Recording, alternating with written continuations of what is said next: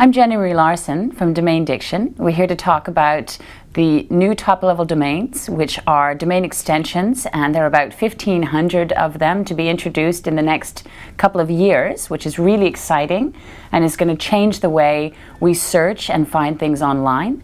And I'm sitting here with Antony van Couvering, CEO of Minds+Machines, and what we're going to talk about now is how does this change the way existing websites are used. So businesses already have .com, .co.uk, business presence online. Right. So how are the new names going to change the way businesses present themselves, register domain names online? Well, some businesses are going to just rebrand because they don't have a great name now. A lot of that is because it's really hard to find a good name now. The space is completely saturated. If you look at the names coming out of Silicon Valley, they're crazy. There's a reason for that. It's not because they love things that start with Z and X and K.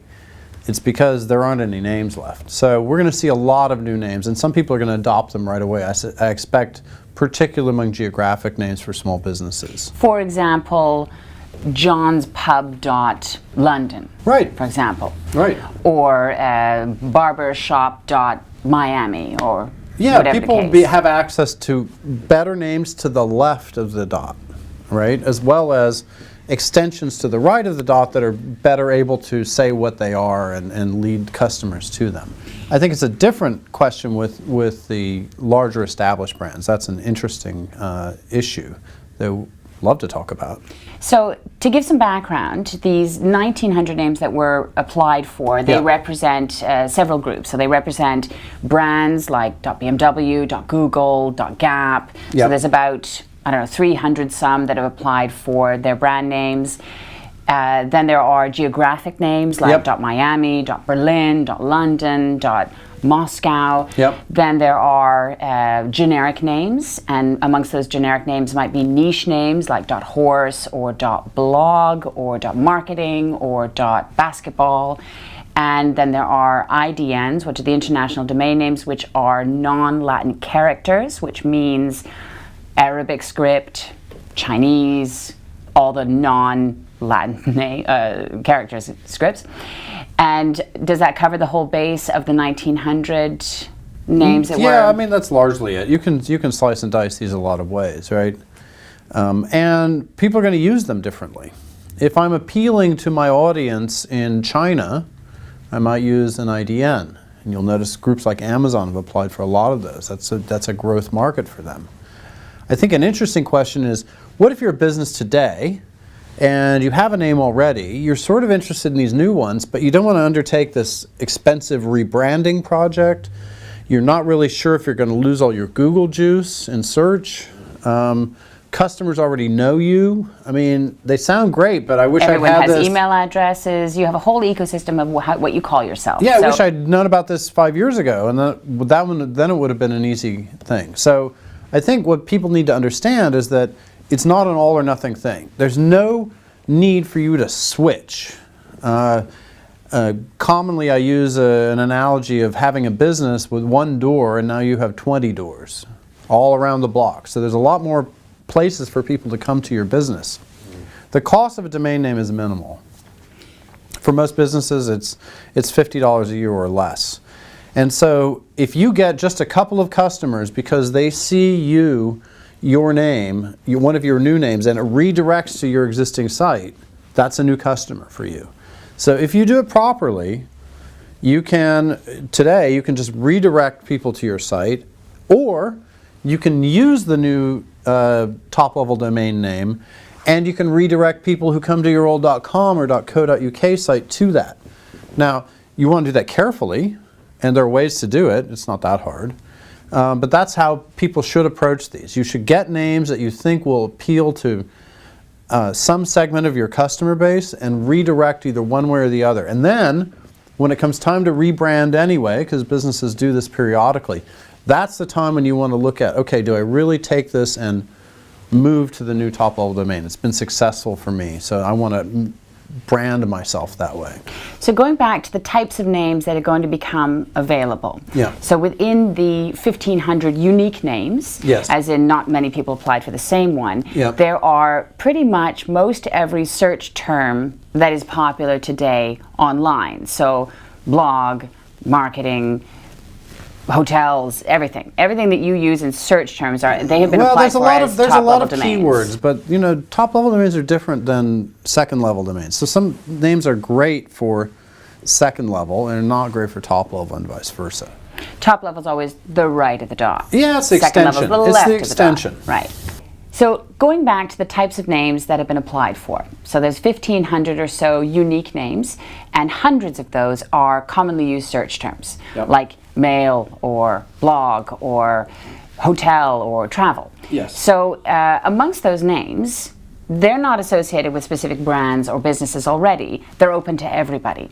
So from perhaps a branding perspective or a public relations perspective, yeah, how can a business who already has an existing .comnet or whatever name, how can a business use the new names to create exciting new landing pages or different marketing campaigns? Well, they do it already.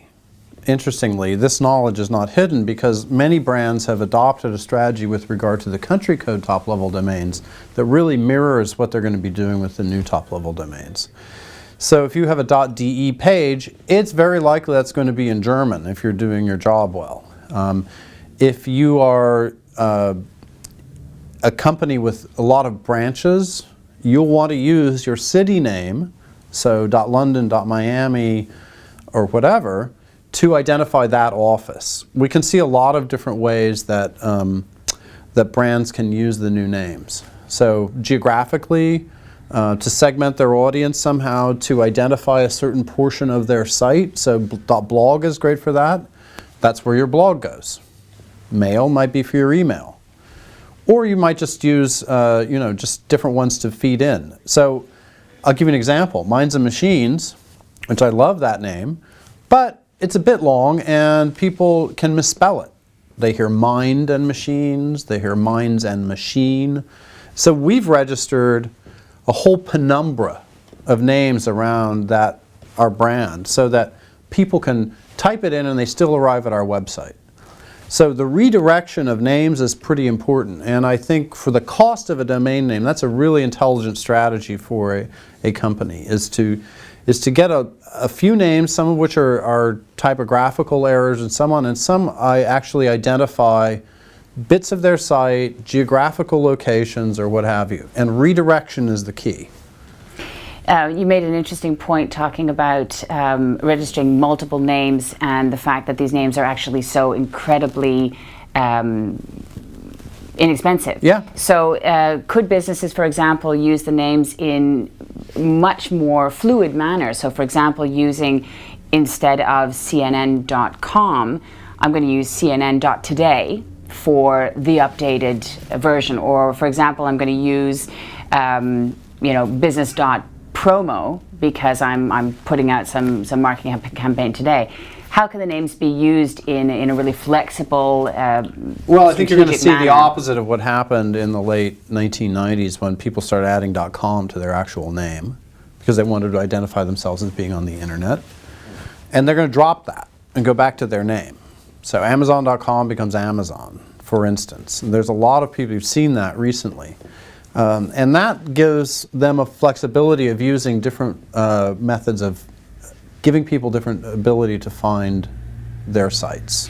So identifying what my business actually is, for example, sales.horse or Miami.hotels. Yeah. Using names to actually almost make it look like a search term.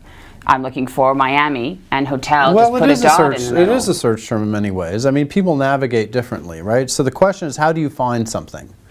Well, I can look on a search engine, good way. I can type a name in, right?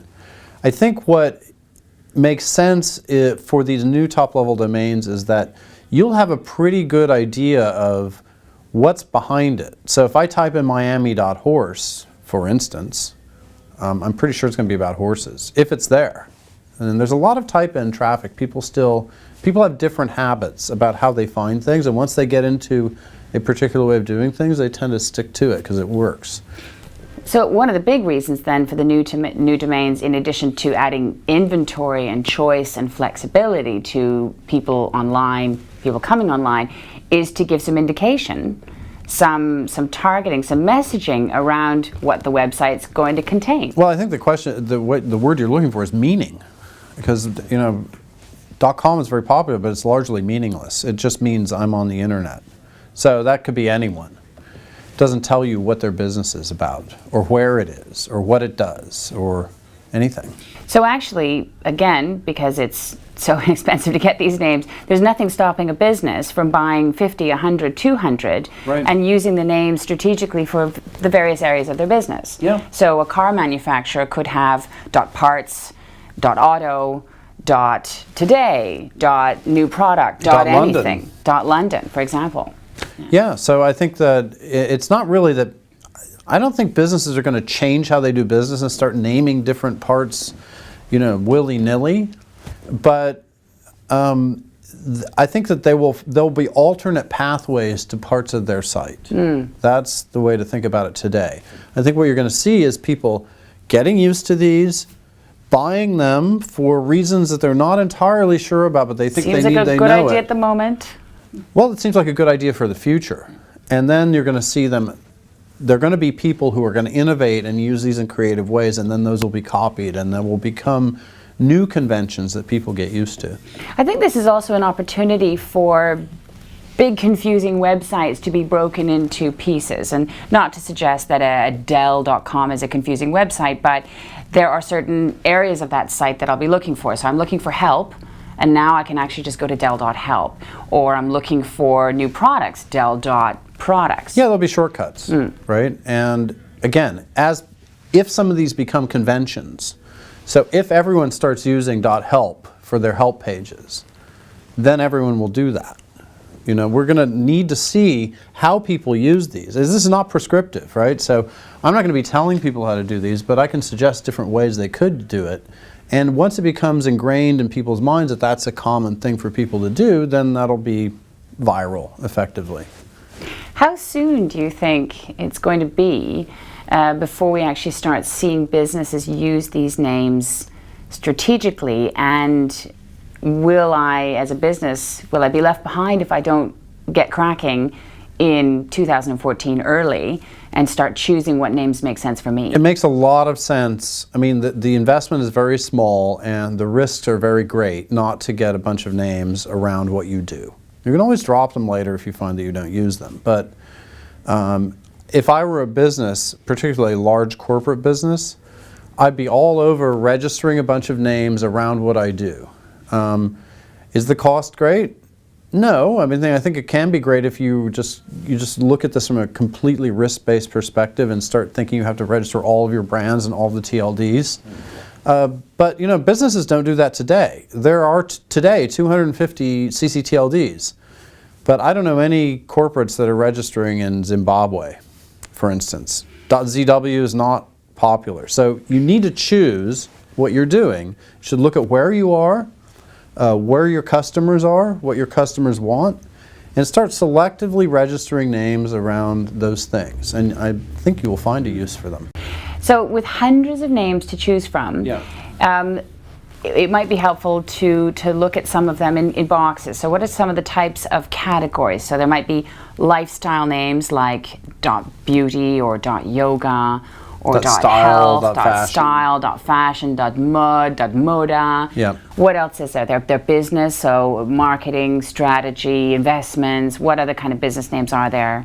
There's fund. There's all kinds of financial service ones. There are sort of professions. There's law and DDS Doctor for dentists and so on. Accounting. There are corporate identifiers. There's LLC. There's Inc. There are geographical names. There are a lot of those, particularly in Europe. I think there's a lot of different ways to think about anyone's business. Is it a geographical location? Is it a segment? Is it a name that is all about your customer? Is it identifying you, or is it identifying your customer? There's a lot of different and valid ways to look at this stuff. and a name helps reinforce whatever you choose to make your particular focus. So with all the new names starting to appear on the internet in early 2014, I mean, this is here now. Yeah, there's they're no time starting, to wait. right? They're This second, starting. yeah. So what might be a bit of a struggle or challenge for businesses when they look at these as potential strategies is that there is no precedence. There are no leaders in the space of how to use digital naming as a strategic marketing.